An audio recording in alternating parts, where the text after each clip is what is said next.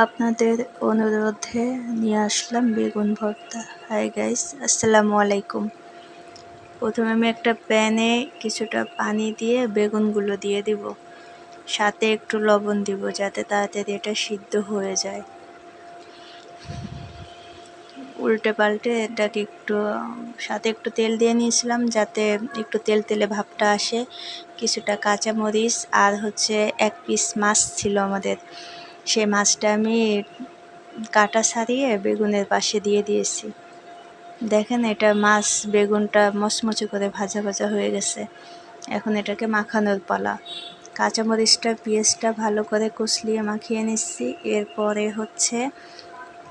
আচারের তেলটা দিয়ে আমি এটাকে মাখিয়ে নেব।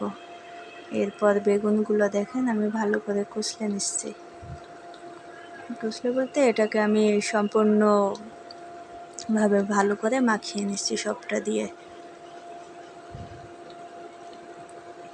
অনেকভাবে বেগুন ভর্তা বানানো যায়, এটা যার যার রুচি, যে যেভাবে খেতে চায় সে সেভাবে বানাবে। তৈরি হয়ে গেল মজাদার বেগুন ভর্তা, একটু ভিন্নভাবে। আপনারা ট্রাই করে দেখবেন, মাছটা দিলে অনেক মজা লাগে, ভর্তাটা খুব ভালো হয়। দেখা হবে পরের ভিডিওতে। আল্লাহ হাফেজ।